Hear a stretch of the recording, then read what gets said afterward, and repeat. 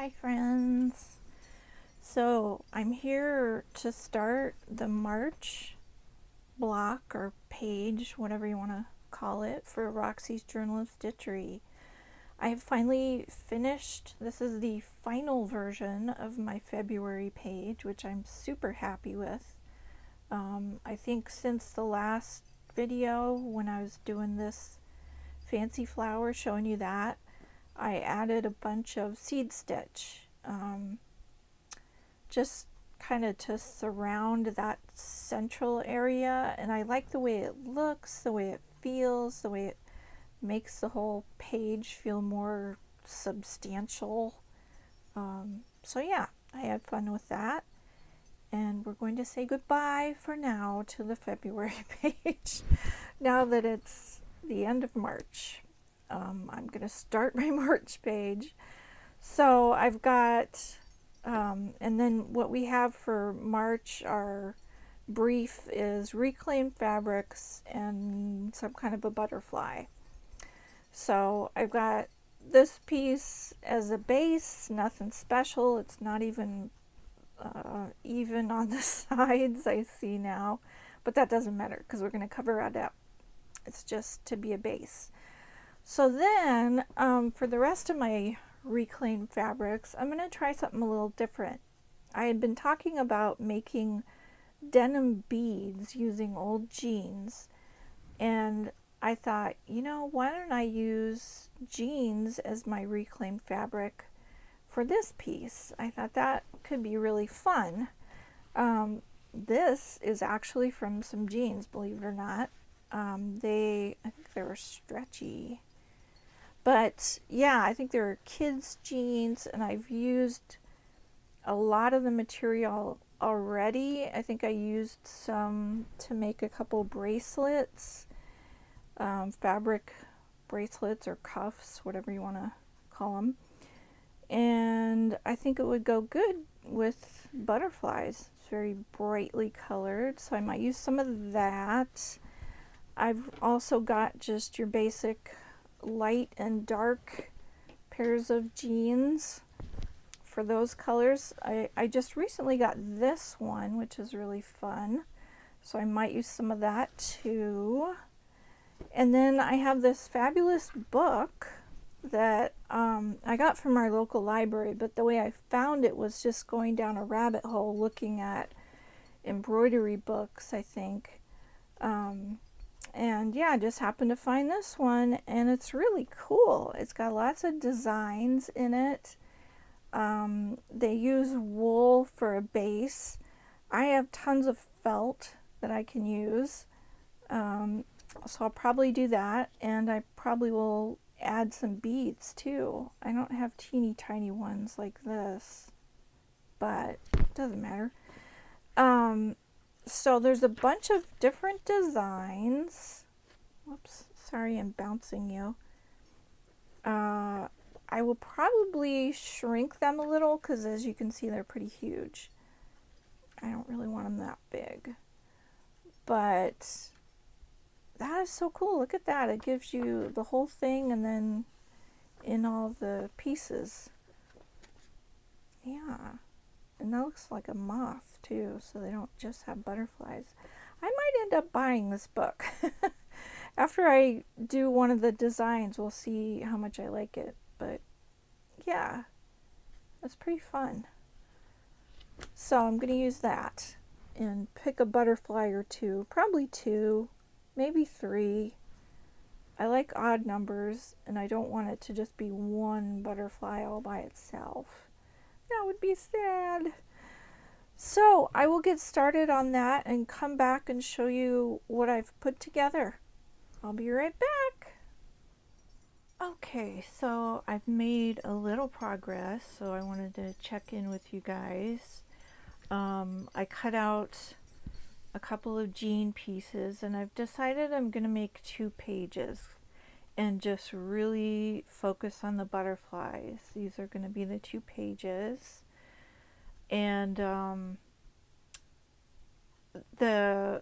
focusing on the butterflies because they have to be big. I mean, they have to be big, at least compared to the size of my pages, which is kind of fixed since they're all going to be in a book, and I've already started making pages a certain size, so I want to keep them that size. But if you look at these designs in this book,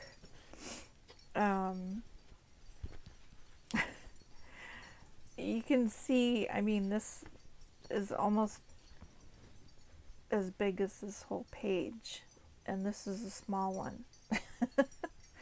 So I fiddled around with my copier and printer and found a good size that will fit on this size page, where I can fit two of them and they won't look, you know, like they're bursting out of the page. I'm not gonna make, like, I was thinking at first that I might make little hills and flowers down at the bottom and then have the butterflies up on the top 2/3 of the page, but I decided I'm just gonna have the butterflies, and then it'll just be, you know, sort of an abstract background, and maybe I'll add some flowers here and there, but they'll just be floating around the butterflies in what space remains. So I figured out that, well, a couple of things in this book. I figured out that she actually has two designs for every butterfly, because she's got the just embroidered butterfly, and then she has the applique butterfly. So like the just embroidered one is just all thread, so you just draw the design, you know, right onto your background fabric and then sew over it with the thread. And then, like, I think, yeah, okay, so this is the same butterfly, but this is the applique diagram for it, so it's a little different. And then here's a picture of her color choices and the way she designed it as an applique. So I decided I want to do it as an applique, and then I picked out four. I decided 3 was too many to fit on a page of my page's size, so I'm going to fit 2, and I'm going to do applique. And then I figured out the size. So these are the patterns that I copied, and found that 67% of the full-size pictures in here are going to be a good fit for my pages, and they're not too tiny for me to work with. It is taking me a while, partly because I'm not feeling great. My headaches are not under control right now, but never mind about that. It's also because it is pretty fiddly. I had to, you know, figure out the size, and then so I cut out just on paper the full design for the applique version at the 67%, and then I've got all the pieces, because she gives you the diagram of the applique pieces, like this pattern 2, that's one of the ones I'm using. So this previous page is the cutting diagram, so I copied those at 67%, and then I actually glued these onto manila file folder so they'd be nice and sturdy. And then I have cut out felt pieces using these pattern pieces, which I can reuse because I've made them nice and sturdy. So I've done that for 4 different butterflies. I've only got the felt parts cut out for 2 of the butterflies, but I wanted to show you that, what that looks like. I think it's going to look really nice, you know, especially with added embroidery on top, and possibly beads. Like she does beads all around the edge of her designs, and I could do that. I might try it with one and see how I like it before I decide to do it on all of them. I don't know. Anyway, I still have these 2 over here that I need to cut out the felt for. So it's this one and this one. Can you see in there? Yeah, okay. This one and this one. So that's what I'm going to do tomorrow. And then I will be back and show you arranging the butterflies on the pages, on the 2 pages, and what that's going to look like. And then I think I'll probably end the video, end this part 1, and get started on part 2 of the stitching the butterfly parts down. Okay, so I'll see you in a minute. Okay, I'm back, and I have put together all 4 of my butterflies, as you can see. And I actually glued them together with just a little bit of glue, just enough, you know, just like a little line here, a little line there. Just enough to hold it together until I sew it down and sew all the different pieces. Like this one's pretty loose.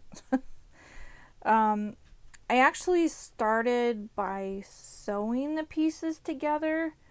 If you look closely, you can see the basting thread on these 2 pieces. I did not pull out because you can't see them too well. But I had sewn this whole thing together with basting thread, and then I realized that I had done these 2 pieces backwards. So I didn't really like how it was looking, so I just pulled out most of the thread. And this was the first one I did, so then I decided to do something different for the rest of them since that wasn't working too well. So I'm pretty pleased with how they look now. Hopefully they'll look even better once I've done some embroidery, both on the butterflies and on the pages. And I will come back, you know, after I've done some of that in a part 2 and show you that and show you how I'm doing some of that, you know, go through some of that process. But yeah, for now, I really like how these butterflies are turning out. And I will put a link in the description to that butterfly book that I used, because so far I really like the patterns. So that's it for this part, I guess. Thanks for hanging out with me, and I will see you in the next video. Bye!